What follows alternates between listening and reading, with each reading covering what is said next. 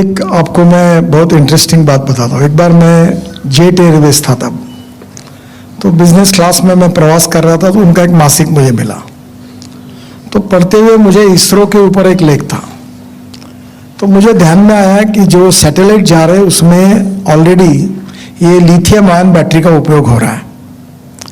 तो फिर मैंने इसरो के जो डायरेक्टर थे उनको और मंत्री जी को बुलाया मेरे ऑफिस में, और मैंने उनको पूछा आप लिथियम आयन बैटरी बना? बोला हाँ बनाते हैं बहुत दिनों से। बोला आप ये ऑटोमोबाइल वालों को क्यों नहीं देते? तो बोला हमारा मैंडेट नहीं है इसका। मतलब मैंडेट का मतलब क्या होता है? फिर मैंने ARI की डायरेक्टर थी पुणे में, जो ARI है उर्ध्वरेश है, उनकी और उनकी बात करवा दी। फिर उन्होंने दोनों ने मिलकर रिसर्च किया। अभी हमारे देश में lithium ion based chemistry develop हो रही है, सोडियम आयन, जिंक आयन और एल्यूमिनियम आयन, और सबसे अच्छा एल्यूमिनियम एयर टेक्नोलॉजी आई है।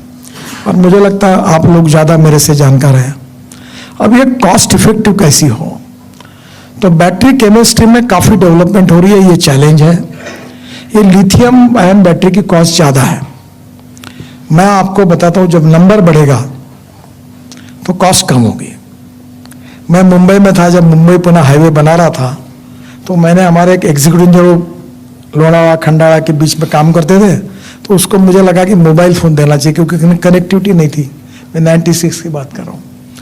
तब मैंने गवर्नमेंट को प्रपोजल दिया कि ऐसा देना है एक मोबाइल फ़ोन हमारे एग्जीक्यूटिव इंजीनियर को, वो वहाँ काम करते हैं, वहाँ कोई कांटेक्ट नहीं हो पाता। उन्होंने कहा ये GAD परमिट नहीं करती, ये नहीं दे पाएंगे। तो फिर मैंने खरीद के एक हमारे एग्जीक्यूटिव को फ़ोन दिया था, तो 1,35,000 का मोबाइल फ़ोन हुआ था। अब मोबाइल फ़ोन कितने में मिलता है? जब नंबर बढ़ता है तो कॉस्ट कम हो जाती है। तो धीरे धीरे ऐसा हुआ है कि जब आप ये जो लिथियम आयन बैटरी, मेरे उम्मीद से, मैं एज ए ट्रांसपोर्ट मंत्री, आज से 2 साल के अंदर पेट्रोल व्हीकल की कीमत और इलेक्ट्रिक व्हीकल की कीमत सेम होगी, और पेट्रोल व्हीकल का खर्चा जो होगा उससे इलेक्ट्रिक व्हीकल का खर्चा 10 गुना कम होगा, पोल्यूशन नहीं के बराबर। तो ये होने वाला ही है। तो ये क्या होता है, जैसे मार्केट में कोई चीज़ बढ़ती है, जैसे मोबाइल फ़ोन की कीमत कम हो गई, एक समय लैपटॉप की कीमत कितनी ज़्यादा थी, धीरे धीरे हम उस समय, मुझे याद है कि दुबई में जाते थे, ये दुबई गया, दुबई से क्या रहा, तो मोबाइल फ़ोन लाया। अब कोई लाता है मोबाइल फ़ोन दुबई से? कोई नहीं लाता। तो अभी इलेक्ट्रिक व्हीकल को भी इतने प्रोडक्शन बढ़ा। मैं आपको एक मजाक, अभी ये राहुल बजाज जी के नाम से मेरे अच्छे मित्र थे, और एक बार उनको मैंने एक कहानी बताई। बोले मैं जब स्टूडेंट था तो मुझे स्कूटर लेनी थी। तो ये बात शायद 78 की होगी, 77 की। तो मैं यूनिवर्सिटी में पढ़ता था, स्टूडेंट लीडर था। तो मैं स्कूटर, एक को नंबर लग गया, तो मैंने उसको कहा कि भाई नंबर लग गया तो उसको ऑन देना पड़ता बजाज की स्कूटर के लिए। तो उस समय हमारे यहाँ किसी की शादी होती थी, तो ससरा बजाज स्कूटर अगर देता था तो लोग बोलते थे बहुत बड़ी पहुंच है इनकी, चीफ मिनिस्टर कोटे से वो प्रिया स्कूटर मिली है उसको, तुम मामूली समझ रहे हो क्या? वो इतने बड़े लोग हैं, वो ऐसा समझते थे। तो मतलब मुझे भी एक 2,500 रुपये ऑन दे के खरीदा गया। तो डीलर के पास गया, तो मैंने उनको कहा कि भाई मुझे ये रंग नहीं चाहिए, दूसरा रंग चाहिए। उसने तुरंत कहा लेना है तो लो, नहीं तो मत लो, दूसरा रंग नहीं है। तो मैं बाहर आया, तो मैंने भगवान को प्रार्थना की, साला एक दिन ऐसा आए कि ये ट्रक के ऊपर अपनी स्कूटर लेके गांव भर घूमता रहेगी मेरी लो करके। तो मैंने राहुल बजाज को कहा कि एक दिन मैंने कहा था कि तुम्हारी ऐसी नौबत आएगी कि तुम ट्रक पे स्कूटर लेके गांव में घूमोगे कि हमारी स्कूटर लो। मैं बजाज में उनको बताया, पर यह सच हुआ। अब बजाज के साथ इतने स्कूटर आई, उनका नुकसान नहीं हुआ। 50% बजाज का प्रोडक्शन, हीरो का प्रोडक्शन और TVS का प्रोडक्शन एक्सपोर्ट होता है। We are number 1। हमारे ऑटोमोबाइल इंडस्ट्री का साइज 7.5 लाख करोड़ का है, उसमें 3.5 लाख करोड़ का हमारा एक्सपोर्ट है। देश में सबसे ज्यादा GST स्टेट और सेंट्रल को देने वाली इंडस्ट्री है, सबसे ज्यादा रोजगार देने वाली इंडस्ट्री है।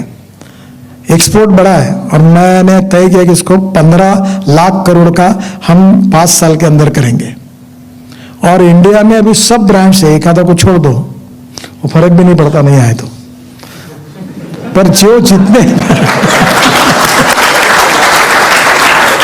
जितने ब्रांड्स है मैं आपको बताता हूं, वो सब मैं उनका मंत्री हूं। अभी मर्सिडीज वालों ने मुझे कहा कि हम पूरा एक्सपोर्ट करेंगे यहां से, क्योंकि young talented engineering man power highest in the world हमारे देश में, रॉ मटेरियल कॉस्ट सबसे कम हमारे देश में है, लेबर कॉस्ट सबसे हमारी है, लॉजिस्टिक डेवलप हो गया है। तो अब हम लोग 5 साल के अंदर वर्ल्ड में नंबर 1 ऑटोमोबाइल मैन्युफैक्चरिंग हब बनेंगे। और इसलिए मैं आपको कहता हूं कि ये कीमतें बिल्कुल कम हो जाएगी, आप चिंता मत करिए। एक के पीछे एक कंपटीशन शुरू हो गई, जिन कंपनियों ने मेरा सुना नहीं उनका 5% सेल कम हो गया। और जो कंपनियां, मैं दोनों मालिक थे, बहुत बड़े लोग हैं, उनको मैंने कहा कि आपकी बहुत बड़ी गलती है, आप कॉस्ट सेंट्रिक है, आप क्वालिटी सेंट्रिक बनो। आज गरीब आदमी भी सस्ता करके ब्लैक एंड व्हाइट टीवी नहीं लेता, वो कलर टीवी लेता है। और जैसे उन्होंने अभी क्वालिटी सेंट्रिक बने तो उनकी वेटिंग लिस्ट शुरू हो गई। अब फॉरेन ब्रांड की तुलना में इंडियन ऑटोमोबाइल की ब्रांड अच्छे चलने लगे, क्योंकि उनकी क्वालिटी में काफी सुधार आया। आप चिंता मत करिए, 2 साल के अंदर ये सब कॉस्ट भी कम हो जाएगी और हम लोग इसमें काफी बड़ा प्रोडक्शन होगा, उसमें मुझे नहीं लगता कोई प्रॉब्लम है।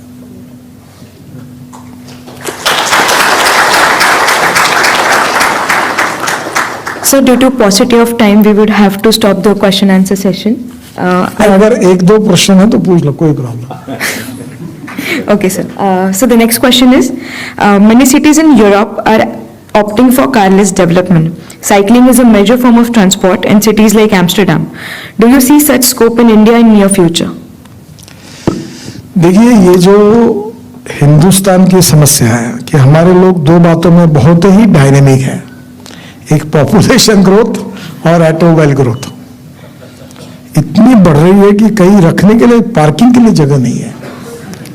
और इसलिए पब्लिक ट्रांसपोर्ट को बढ़ाना होगा। अभी मैंने बेस्ट को सुझाव दिया है कि एयर कंडीशन बसेस करो, डबल डेकर या सिंगल भी, और उसमें टिकट रेट 25% कम कर दो इलेक्ट्रिक पर। और अभी यहाँ से कोई नरीमन बन जाए तो बस में सोकर लैपटॉप वगैरह सब लेकर उसको सब फैसिलिटी होगी, तो लोग अपनी गाड़ियां नहीं यूज करेंगे। We need to discourage the people for using their 4 wheelers, 2 wheelers.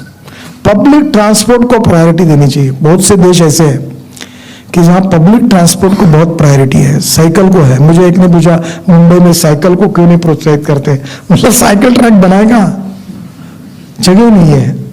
तो धीरे धीरे पब्लिक ट्रांसपोर्ट में हम लोग कोशिश कर रहे हैं और अभी 1.5 लाख बसेस को 10 लाख बसेस में जाएंगे। जब कंफर्ट्स होगा, एयर एसी बसेस होगी, टिकट रेट और कम हो जाएंगे तो लोग निश्चित रूप से जाएंगे।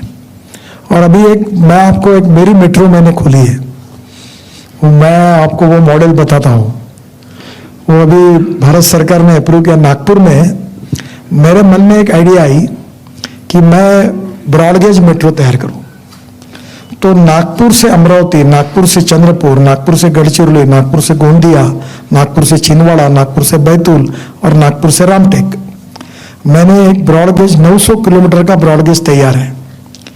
अभी मेट्रो की कॉस्ट है पर किलोमीटर 350 करोड़ रुपए पर किलोमीटर, और मेरे मेट्रो की कॉस्ट है 2 करोड़ रुपए पर किलोमीटर। अब रेलवे के अप्रूवल्स मिल गए, स्टेशन उनके, सिग्नल सिस्टम उनकी, रेलवे लाइन उनकी, नो कैपिटल कॉस्ट। और मैंने अब तय किया कि जैसे ये प्रकाश ट्रैवल, विजय ट्रैवल, प्रसन्न ट्रैवल, वैसे मैं 50 लोगों को सिलेक्ट किया और मैंने निगोशिएट किया। 8 डब्बे की मेट्रो है, 6 डब्बे में 1 डब्बा इकोनॉमिक, 1 डब्बा बिजनेस क्लास, 5 इकोनॉमिक क्लास, और 2 डब्बे में दूध, फार्मास्यूटिकल, ऐसी चीजों के लिए कोल्ड स्टोरेज जैसा 2 बोगियां होगी। इसकी स्पीड 140 किलोमीटर प्रति घंटा है। और ये नागपुर से अमरावती अभी मर्सिडीज से जाएंगे तो 2.5 घंटा लगता है, ये 1.5 घंटे में जाएगी। सब स्टेशन पे रुकेगी, स्पीड भी लेगी। तो अब ये मेट्रो में कॉस्ट ही रही है कुछ। अब ब्रॉडगेज बड़ा, अभी मुंबई से जैसे ये लोकल अभी अपनी जो है ये लोनावाला खंडाला जाती है, तो धीरे धीरे पुणे से मुंबई और पुणे से सोलापुर, फिर कोल्हापुर, अहमदनगर, ऐसे देश में अगर ये दिल्ली से चंडीगढ़, मैं अभी उत्तराखंड के चुनाव में गया था, तो वहाँ के चीफ मिनिस्टर के कॉन्स्टिट्यूंसी में मैं उसके कैंपेन के लिए गया, तो उसने मुझे कहा कि देहरादून इतना इम्पोर्टेंट है नितिन जी, आप कितने टूरिस्ट आते हैं, रोज 12 फ्लाइट दिल्ली से आती है, तो बहुत इम्पोर्टेंस है। तो मैंने भाषण में कहा तू चिंता मत कर, इस दिसंबर में एक भी फ्लाइट नहीं आएगी दिसंबर के बाद, क्योंकि अब दिल्ली से देहरादून में नया रोड बना रहा हूँ 2 घंटे में, दिल्ली से हरिद्वार 2 घंटे में, दिल्ली से जयपुर 2 घंटे में, दिल्ली से चंडीगढ़ 2.5 घंटे में, दिल्ली से अमृतसर 4 घंटे में, दिल्ली से कटरा 6 घंटे में, दिल्ली से श्रीनगर 8 घंटे में, दिल्ली से मुंबई 12 घंटे में। अभी मैं नरीमन पॉइंट से करने का मेरा इच्छा है कि वहाँ से शुरू होकर 12 घंटे में दिल्ली पहुँचे, और इतना ही नहीं तो चेन्नई से बेंगलोर 2 घंटे में, और लखनऊ से कानपुर आधा घंटे में। ये सब दिसंबर तक मेरे रेड हो जाएंगे, तो फिर वे रेलवे में कैसे बैठेंगे लोग? अब मेरी प्रॉब्लम ये है कि गाड़ियां बढ़ेगी, गाड़ियां बढ़ने का प्रॉब्लम है, तो मैं अभी सॉल्यूशन चाहता हूं हाइपरलूप जैसा। मेरे पास हाईवे, मैं ई हाईवे बनाना चाहता हूं, आप लोग मुझे इसमें मदद करिए। दिल्ली जयपुर ई हाईवे, और मेरी कल्पना है कि जो ट्रॉली बस थी ना, 2 बसें जोड़कर जो इलेक्ट्रिक केबल पे चलती है, आई नीड योर सोल्यूशन। मैं तुरंत कॉन्ट्रैक्ट करने के लिए तैयार हूँ। सीमेंस के साथ बात कर रहा था, मैंने अभी स्वीडन में देखा था कि ट्रक और बसेस वो केबल पे लगकर रेलवे जैसी चले, और हाईवे में मैं तैयार हूँ करने के लिए। तो नेचुरली अब इतने बड़े प्रमाण पर टेक्नोलॉजी बदलती जा रही, तो मैं हाइपरलूप जैसा अगर कोई डालना चाहता है, आपके पास कोई नया एंटरप्रेन्योर है, तो मैं दिल्ली से मुंबई 24 घंटे में, बुलेट ट्रेन बनाना है तो भी ट्रैक के लिए जगह दे सकता हूँ। 120 मीटर विड्थ की लाइन है मेरे पास, विड्थ है रोड की, और मेरा एक लेन 3.5 किलोमीटर की। अगर मैंने 12 भी लेन बनाई तो 40 किलोमीटर, फिर भी मेरे पास जगह है। तो मैं तुरंत, आज के जमीन पोजीशन में है, तो मैं तुरंत हाइपरलूप जैसी कोई टेक्नोलॉजी 2 घंटे में आएगी, तो आप जरूर रिसर्च करिए, मैं उसको इनकरेज करना चाहता हूँ। और ई हाईवे ये भी कल्पना कोशिश कर रहा हूँ। अभी मैं इलेक्ट्रिक ट्रक को लॉन्च करने वाला हूँ अगले महीने में, अगले महीने तारीख नहीं दी। अभी electric bus, electric truck, electric tractor आ गया। तो मेरा आपसे अनुरोध है कि आप जो देश की जरूरत है उस दिशा में अगर आपका रिसर्च होगा तो बहुत अच्छा फायदा होगा।